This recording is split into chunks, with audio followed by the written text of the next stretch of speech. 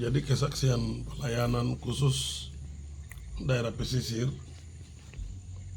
seperti saya hari ini ada di Manokwari, khusus di Pravi untuk pelayanan besok di ibadah peresmian gereja. Tiap hamba Tuhan datang dari lokal-lokal dengan bermacam-macam transportasi, salah satunya saya dari Wondama, harus dengan speed dari Wondama melewati beberapa distrik kampung, melewati pesisir, menyeberang laut sampai tiba di Gunung Botak, taruh speed lalu naik kendaraan mobil sampai di Pravi. Itu perjalanan makan 1 hari full. Kita keluar dari jam 6 pagi, kita tiba di Pravi juga hampir jam 4 sore.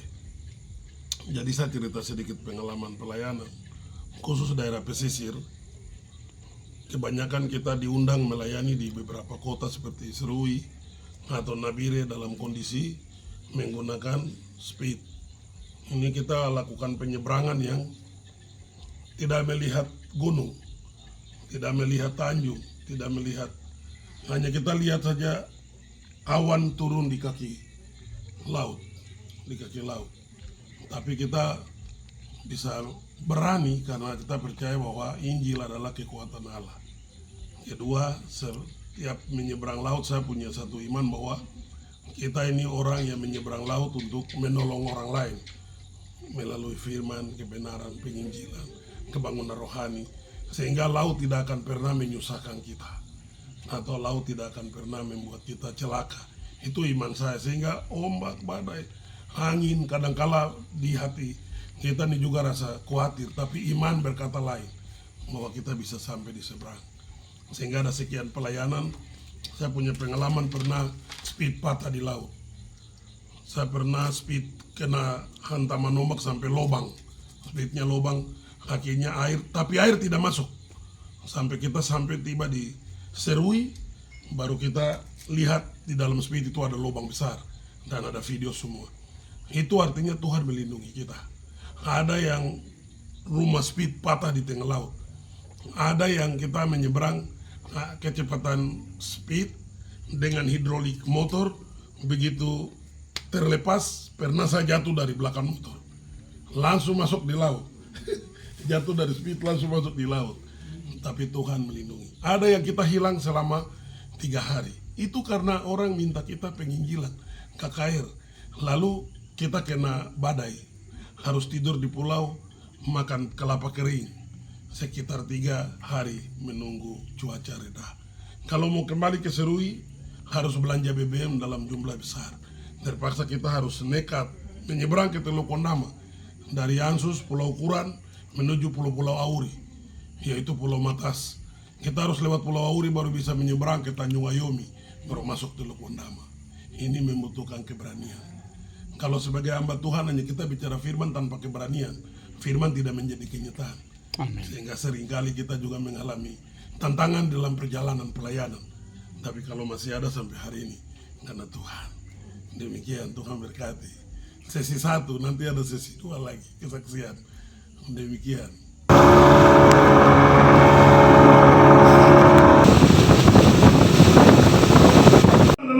Di mana ada roh Allah, di situ ada kemerdekaan. Ya, amin.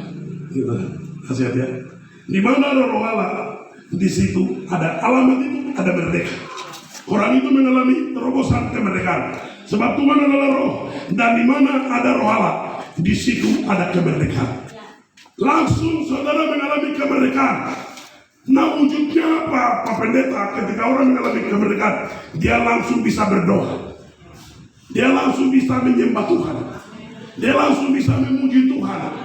Dia langsung bisa, dalam hatinya bisa ada ucapan syukur. Itu spontan. Tadinya tidak bisa. Tapi karena ada kemerdekaan rohani, dia bisa lakukan itu. Dan dia bisa mengalami terobosan dalam bentuk sukacita berkepanjangan. Senang selalu. Ada sukacita, dan sukacita ini adalah sukacita tanpa bantuan dunia melalui finansial. Tanpa ada uang, tanpa punya sesuatu, tapi standar sukacita ini surga yang mulia. Dia akan selalu jalan dalam sukacita. roh yang bernyala-nyala. Nah, ini juga berhubungan dengan Roma pasal 12 ayat 11. Janganlah hendaknya kerajinan bukan roh, biarlah rohmu menyala-nyala. Saat orang dimerdekakan, roh menyala-nyala, dan dia bisa melayani Tuhan. 2 Korintus 3 ayat 11, Yohanes 8 ayat 32. Dan kamu akan mengetahui kebenaran. Ya, dan kamu, Yohanes 8 ayat 32. Dan kamu akan mengetahui kebenaran, dan kebenaran itu akan memerdekakan kamu. Begitu berita disampaikan oleh dari mimbar oleh hamba Tuhan. Satu kebenaran, contoh tentang korban. Begitu dia mengerti tentang korban, dia uang yang dia simpan untuk kepentingan lain langsung dia pegang, dia berasa korban untuk Tuhan. Karena dia mengerti kebenaran memerdekakan. Dia datang dengan hati yang sakit, tapi ketika kebenaran bicara, dia sadar bahwa pengampunan itu penting bagi hubungan roh saya dan Tuhan. Lalu dia mengerti kebenaran memerdekakan dia. Dia ampuni orang yang bersalah kepada dia. Ini kemuliaan bagi Tuhan Yesus. Haleluya. Jadi kamu akan mengetahui kebenaran, dan kebenaran akan memerdekakan kamu. Roma 8 ayat 1 dan 2. Demikianlah sekarang tidak ada penghukuman bagi mereka yang ada di dalam Kristus Yesus. Ayat 2. Roh yang memberi hidup telah memerdekakan kamu dalam Kristus dari hukum dosa dan hukum maut. Tadi di Yohanes 16. Ketika kemerdekaan terjadi, hukum dosa dan hukum maut, karena upah dosa ialah maut. Ada dosa pasti maut. Maut ini bukan mati yang jasmani, terpisah dari kekekalan. Maut ini yang diselesaikan oleh Roh Kudus, supaya orang itu dimerdekakan dari keterpisahan dengan Allah dalam kekekalan untuk mengalami lawatan kehidupan kekekalan. Ya, Roma pasal 8 ayat 1 dan 2. Demikianlah sekarang, perhatikan, tidak ada penghukuman. Maka kalau saya gambar tabernakel itu begini ya. Tabernakel, saya gambar kotak saja. Saya bagi jadi 3 ya. Ini spidol sudah. Ya, siap. Terima kasih Pak Ketua BKG. Perhatikan, demikianlah sekarang tidak ada penghukuman. Nah, ini halaman. Ini ruang suci. Ini ruang maha suci. Ruang maha suci. Ini ruang suci. Ya, bukan rumah sakit. Halaman. Roma pasal 8 ayat 1 dan 2. Demikianlah sekarang tidak ada penghukuman bagi mereka yang ada di dalam Kristus Yesus. Tidak ada penghukuman yang ada di dalam. Maka masa pencobaan 3,5 tahun di kitab Wahyu, orang yang mengalami perlindungan, orang yang baik Allah, kecualikan pelataran, tinggalkan pelataran. Pelataran berhubungan dengan poin pengajaran saya 1, 2, 3 sampai 4 sebentar, baru kita masuk ke wilayah ruang suci nanti. Jadi Wahyu 11 ini ukur kembali pelataran. Maka Roma 8 ayat 1 dan 2, demikianlah sekarang tidak ada penghukuman. Kenapa? Ketika orang dimerdekakan oleh Roh Kudus, orang itu mengalami sebuah terobosan keselamatan kekal. Maka perhatikan Markus 3 ayat 29 bilang begini. Tetapi apabila seorang menggunakan Roh Kudus, ia tidak akan mendapat ampun selama-lamanya. Karena apa? Dia berbuat dosa kekal. Jadi dosa di bumi, segala bentuk dosa itu ada solusi. Hanya satu saja yang tidak ada solusi, ketika orang menghujat Roh Kudus. Kenapa? Karena Roh Kudus itulah sumber solusi. Kalau kita bersalah kepada sumber solusi, tidak ada solusi. Dialah sumbernya. Puji Tuhan. Jadi halaman ini terdiri dari 3 benda. Ya, pertama masuk ke halaman ada 4 pintu gerbang ya. Ada 4 tiang. Lalu di sini ada mezbah korban bakaran. Kasih tunjuk. Sekalipun tergenapi di dalam diri Yesus, tapi Yesus mengklaim gambar ini sebagai jalan kebenaran hidup. Sekalipun gambar ini sudah tidak berlaku lagi di dalam perjanjian baru, Tapi berlaku dalam diri Yesus sebagai jalan, maka gereja masih lakukan pertobatan, baptisan air, karena itu jalan. Kalau tidak ada jalan, maka orang yang hidup di dunia ini tidak ada perbedaan antara berdosa dan benar, semua sama saja. Tapi justru ada jalan memisahkan. Dan bicara tabernakel ini bicara ada pagar yang ada di sekitar luar halaman, itu tingginya tidak bisa manusia lihat ke dalam, tidak bisa. Itu ada tinggi pagar, manusia tidak bisa angkat muka dan lihat ke dalam, tidak bisa. Itu artinya apa? Orang yang sudah masuk di dalam Tuhan, orang luar tidak bisa intervensi pekerjaan Tuhan. Tapi saudara yang masuk di dalam tahu persoalan di luar, karena sebelum masuk pernah di luar.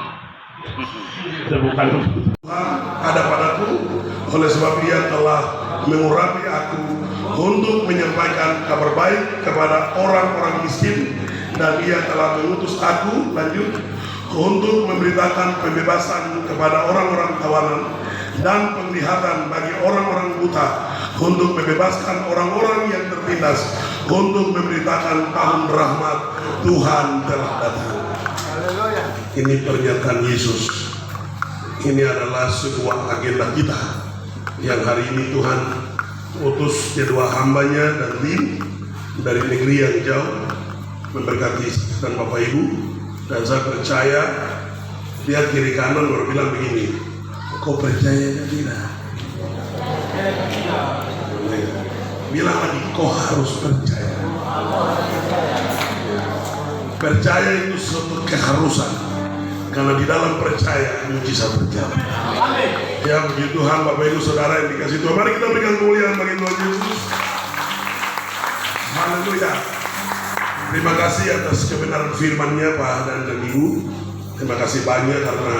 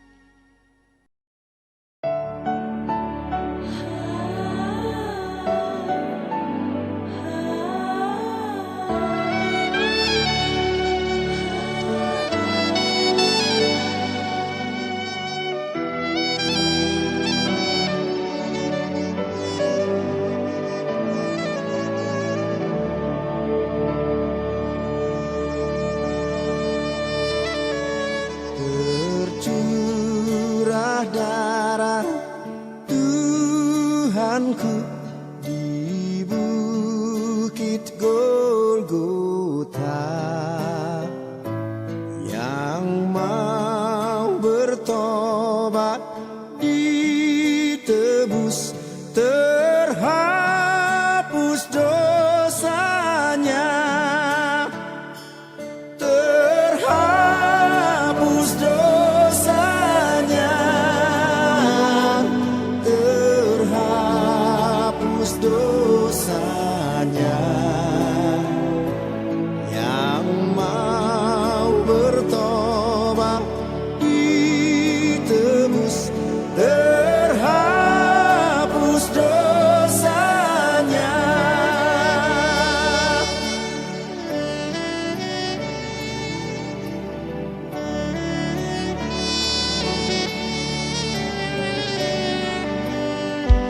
Penyamun yang di sisinya diberi anugerah. Aku yang penuh celah dibasuh darahnya, dibasuh darahnya, dibasuh darahnya. Aku yang penuh celah dibasuh darahnya.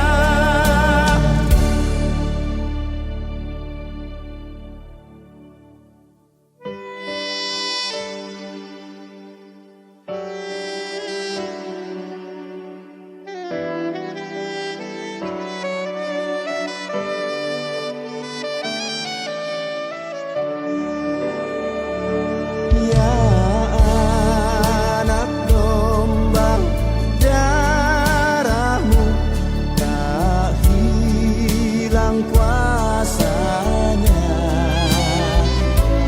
sehingga selamat umatmu dan suci selamanya,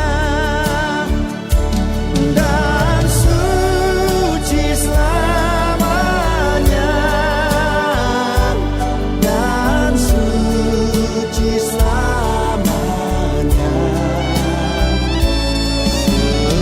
sehingga selamat umatmu dan suci selamanya, sehingga selamat umatmu dan suci selamanya, dan suci selamanya.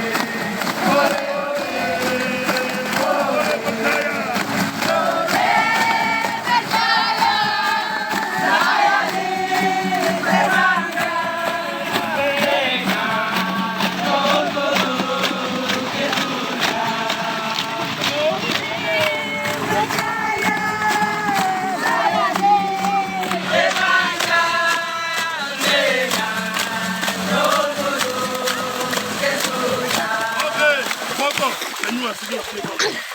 Dengan kita aja pegang. Dekat. Namamu terdapat dalam kitab kehidupan. Engkau akan hidup dalam hidup yang baru. Roh Kudus akan penuhi engkau. Dan Tuhan akan membawa engkau berjalan sampai kepada kesempurnaan hidup yang kekal. Oleh sebab itu selaku hamba Tuhan Yesus Kristus, kami hendak membaptiskan engkau di dalam nama Bapa, Anak dan Roh Kudus, yaitu di dalam nama Tuhan Yesus Kristus.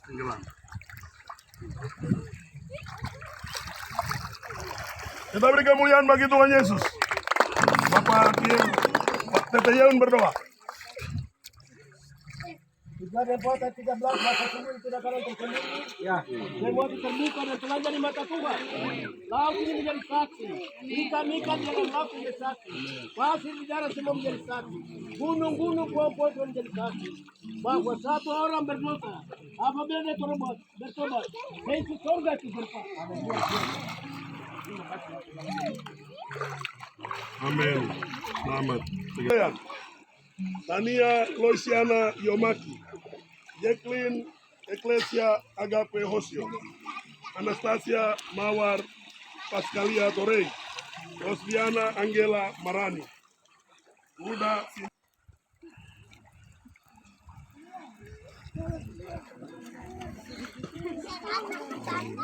Marta Benina Solambui, gabung di sini.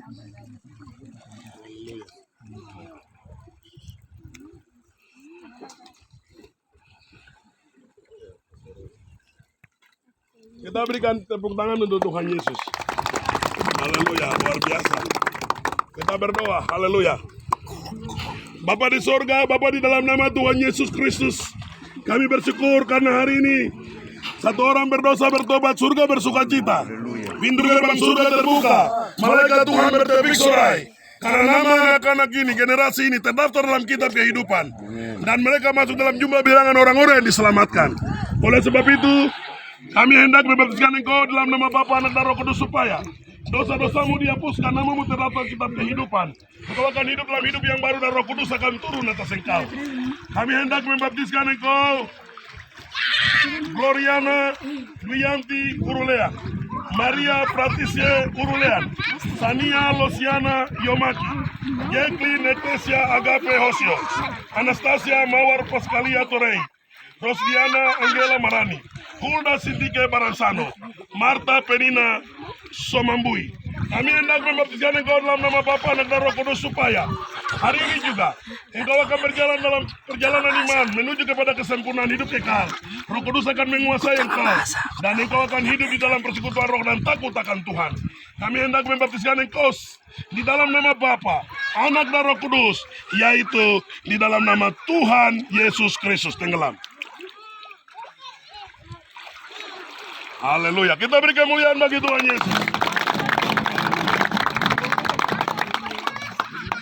Rumit berdoa.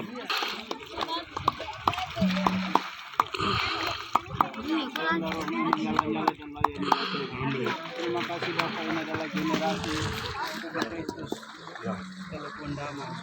Terima kasih Tuhan, Engkau memberkati prosesi baptisan kami. Di dalam nama Yesus kami bersyukur. Amin. Selamat. Ada lagi yang mau baptis? Masih ada? Sebelum kita naik saat ini, angkat tangan semua yang di dalam, semua angkat tangan bersyukur kepada Tuhan. Tuhan berdoa dan saya akan lanjutkan. Kami bersyukur engkau Bapa dan Perius surga. Kepada Allah yang dahsyat, anak perkasa luar biasa. Hari ini terjadi satu catatan tersendiri bagi Kabupaten Telepon Damai ini, di mana berapa anak-anak ini tadi sudah dibaptis. Abi mau ikut Mereka mengakui engkau sebagai Tuhan Yesus dan Juru Selamat, yang mereka mau mengikuti Kau, mereka mau mati dan bangkit bersama-sama Kau. Kami akan proses ini dalam tangan Tuhan dari awal pertengahan dan berakhirnya. Kiranya Kau akan berkati. Roh Kudus, Engkau saja yang akan berperkara dan berbicara bagi anak-anak ini di dalam kehidupan mereka di depan. Ini mereka masih anak-anak. Tuhan percaya, Roh Kudus, Guru besar, Engkau datang, Engkau berkati anak-anak ini. Tuntun mereka, pimpin mereka, pegang tangan kanan mereka, entar mereka jalan terus ke depan di sana. Terima kasih Bapa. Kami menyerahkan proses ke dalam tangan Tuhan di saat ini. Sebentar lagi kami mau pulang, Tuhan akan berkati kami semua. Makan. Terima kasih Bapak. Haleluya. Kami bersyukur untuk kebersamaan kami. Sebagaimana Tuhan selamatkan kami tiba di tempat ini dan prosesi baptisan sudah kami lakukan. kami ada perjamuan kasih. Lebih kurang kami semua menikmati bersama-sama. Setelah itu kami pulang dari pulau ini. Biarlah pulau ini menjadi pulau keselamatan. Biarlah pulau ini menjadi pulau pasir timbul, pintu gerbang surga. Dan di sini banyak jiwa-jiwa akan diselamatkan. Generasi ini telah membuka pintu baru bagi Teluk Wondama. Terima kasih, kami bersyukur mengakhiri seluruh rangkaian ibadah pembaptisan selam di tempat ini 29 orang. Amin. Hari ini nama mereka terdaftar dalam kitab kehidupan dan nama Tuhan dipuji dipermuliakan. Dalam nama Bapa, Anak, dan Roh Kudus, dalam nama Tuhan Yesus kita semua diberkati, sama-sama katakan. Amin.